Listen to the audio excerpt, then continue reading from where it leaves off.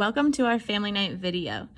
This portion of Family Night was only allotted 10 minutes, however the video is longer than 10 minutes. Please pause this video at 6:20 and return to the Family Night events. You can finish this video at your own convenience. Team 6A and 6B families, in this video you will learn about our team expectations on how to navigate blended learning. Hi, I'm Jessie Black.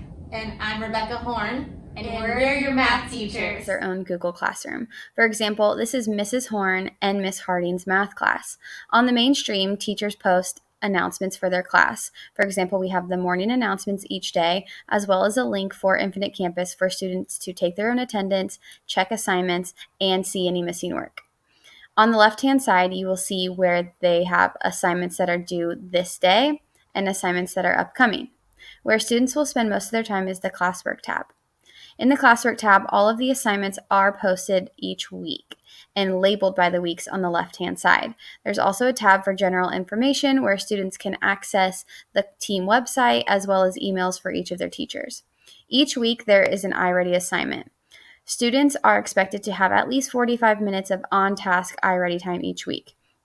During the week, students are given 2 days and 15 minutes each of those days for a total of 30 minutes. They're only required to do 15 minutes outside of school, as long as they're spending their time wisely in class. iReady games do not count towards that 45 minutes of time. The 45 minutes is a grade in the gradebook, and it will be due by Sunday at midnight each week.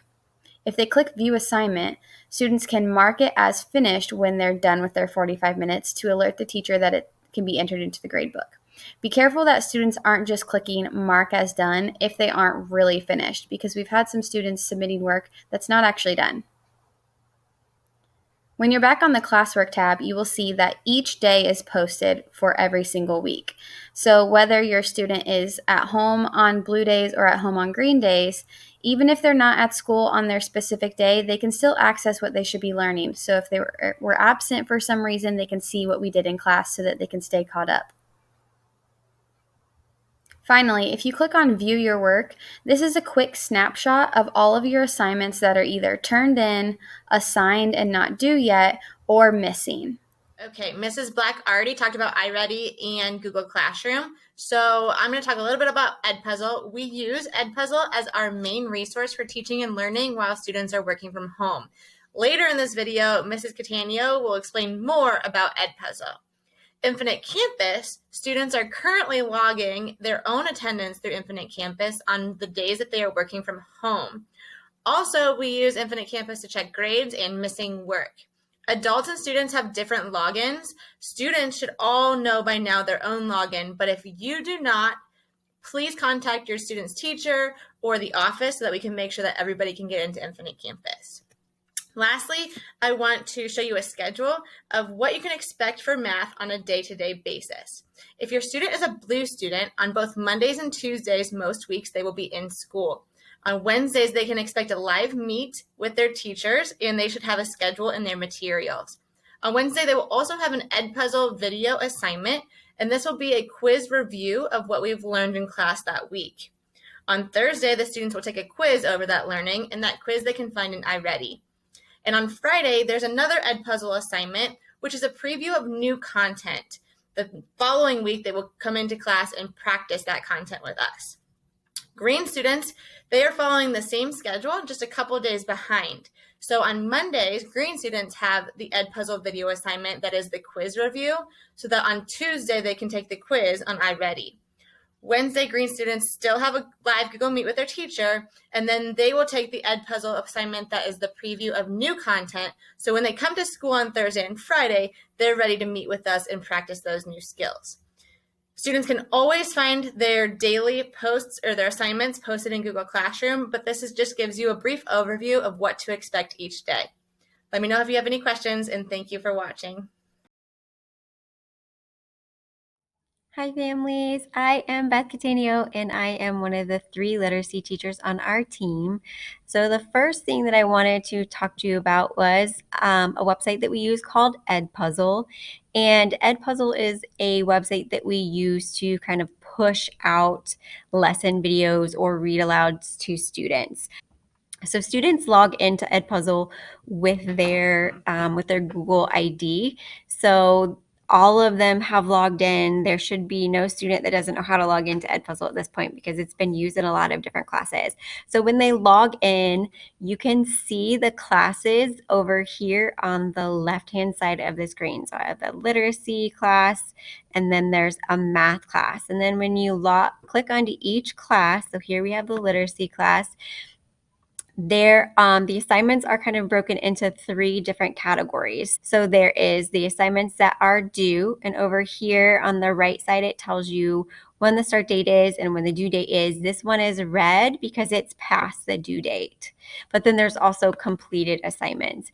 And if you ever come across this little button here where it says show all, that means it's going to show you all of the assignments that you finished, or even all of the assignments that you're missing, or all of the assignments that you have that are due.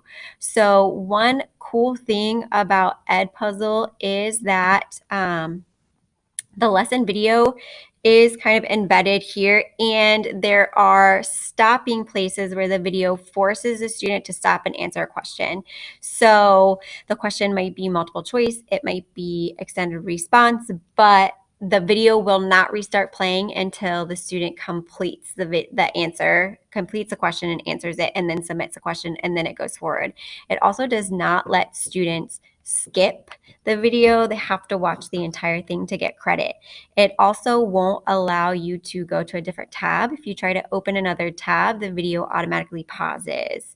So we can see how long students spend on the video, so we know if they watched it all of the way, and we also know if they didn't watch it all the way about how much time they spent on it. The other thing that I want to make sure that I talk to you about is the importance of reading at home.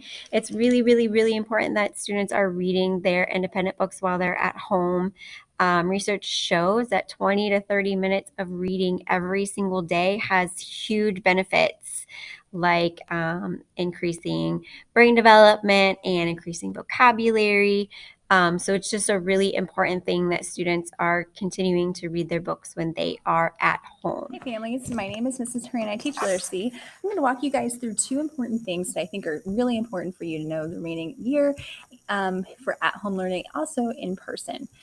So the 2 things I'm going to talk to you guys about are the video lessons for at-home learning, how to log in, and also reading. So some things that we should be doing at home, how much we should be reading, and what kind of incentives kids get for their reading. So when you guys log in at home, you'll notice that there will be a slide that looks like this. It tells you the day and the date, so that way you know you're on the right day and time. It gives you a specific list as to what you're supposed to do. Most of the time, there will be some kind of video lesson to watch. Now, since I can't be at home with the kids that are at home because I'm in person, we are very fortunate to have some guest teachers from Teachers College, Columbia University, teaching lessons. Now, they're the same lessons I would have taught in class, but because I can't be with them at home, we have this lesson instead. So it's still the same material, still a build off of what we're doing in class, just somebody else is teaching it. We're very fortunate with that. So it has the link already in the slides. Once you go to that link, you'll have to enter 2 things, a username and a password. The username is always here, and it's the same every single time. So it's Holt Horan, and then the password is Rockets20. So once you enter those, it should take you directly to the lesson. So I'm going to imagine that I have clicked on this link, and it's going to take me to a website that looks like this. So it says Units of Study Virtual Teaching Resources. Welcome. And it says, please log in using the name and password provided by your teacher. So the username is Holt Horan, and the password is Rockets20. And when I hit submit, it's going to take me to the lesson I need. It's going to take me to the exact lesson here. And I'd hit play. Most of the lessons aren't very long. They're just a couple of minutes. So they're not going to be long, drawn out lessons for kids. It's just a couple minutes, same as it would be in class. Those are the lessons. They'll watch those, and usually they'll either have to do some kind of reading or some kind of writing connected with those lessons, just to kind of demonstrate what was being taught in the lesson. So that is the video lessons. Super easy, but it is important for kids to be doing these lessons because these are lessons they would have been getting in class, but because they're not here, they need to do them at home too. And then let's talk about reading. So I always get this question, and that's how much should my child be reading every single day? A good rule of thumb I always follow is kids should be reading 20 to 30 minutes every night. And our goal is to read lots of books this year. And so just by reading 20, 30 minutes, that's going to help you meet that goal. It is proven, they've shown it many times, that the more you read, the better reader you become later on, learner, all of that. So reading a lot is important, especially at this young of age for kids, because reading is only going to get more challenging as they move on to middle school and even high school. So 20 to 30 minutes. There's not a reading log I have them filled out. I trust that they're reading. They can read whatever they want as long as they are reading for that time. I do have some incentives in the classroom because I know reading is important. I want to get kids motivated to read. So in my room, I have a Reading All-Stars board, which basically has different categories: 5, 10, 15, 20, 25, 30, and beyond books. So anytime kids finish that amount of books, I put their name on a star, post on the wall so everybody can see how awesome and how much they have been reading. I do count books that have more pages as more than one book, just because a bigger book is obviously should be worth a little more than a smaller book. So a book that has 300 pages or more counts as 2 books. So if they were to do that, they just have to let me know. There is a paper for them to fill out that basically just, as they're finishing book, write the title and I initial it, and that's good to go. So that's really all I have for you guys. If you have any questions about anything. Hi, I'm Helen McClarty-Cosner, and I am the Gifted Intervention Specialist and Accelerated ELA teacher on this team. To learn more about how to navigate through my class, feel free to check out my video that I've produced separately, or head to my website. It's posted there as well, but I believe it's on the Trail Guide. I'm so glad to have your student this year. Bye! Nikki Szymanski. I am teaching 6th grade science here at Colt Crossing. And I'm Shannon Keller, 6th grade social studies. We're excited today to share with you a new way of teaching that we're looking for the second quarter. In science and social studies has already begun. It's called the grid. As you know, your child only sees us 1 day a week here at school. That means they spend 3 days learning at home and 1 day in the opposite subject for social studies and science. We feel that the grid will help your student better organize their ideas and give us a way to keep track of when they need help and where they are on that progress. So, Ms. Keller is going to explain a little bit about how this looks in social studies right now, and we'll begin to look in science quarter 2. So when your student logs on to Google Classroom, they will come to their main screen. Clicking on the classwork up at the top will then take them to the grid category. Within the grid category, they will want to click on the actual grid. When they open it up, it gives them a chart that shows them what they need to be working on in the order that we feel is best for their learning. They'll work through the grid just like they read, so top left to right before they move on to the next box, or the next row, sorry. So starting in box A, they would see what their task is.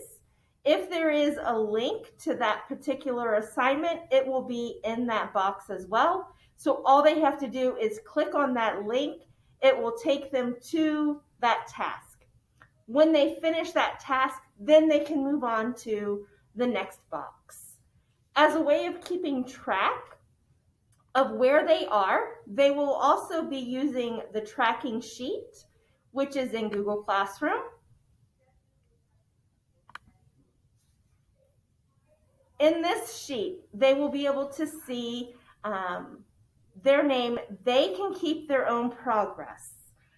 So they'll be able to click the link, the drop boxes within each category, and it will give them the option to, am I working on this box? Am I done with this box? Maybe they're working and they have a question for me, so they can mark that, which I would then be able to see, and I can reach out to them.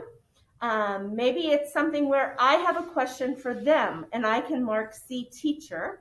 They would then know that maybe I've sent them an email with my question for them, or when they come back to school the next class period, I'm going to want to talk to them and meet with to address those questions. This would be a way for you as well to see where your student is and what they are working on at the time. Hopefully this will give them a path that they can follow, and it will also help me and Ms. Szymanski while they are at home working and we are still trying to help them out. We're excited to start this week again in social studies and quarter 2 for science. Please reach out to us if you have any questions.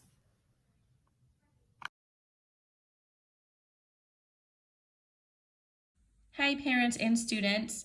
In addition to the other wonderful teachers on teams 6A and 6B, we also have 3 specialists who work with specific students. Amber Harding is the intervention specialist in Mrs. Horn's math classroom. Danielle Donnellan is the literacy intervention specialist in Mrs. Horan's literacy classroom. And Rachel Smith is the TESOL teacher, and she works with both Beth Catania and Caitlin Horan in their literacy classrooms. So if you have questions for any of the specialists, you can reach them by email or by calling Holt Crossing's main office and asking to speak with one of them.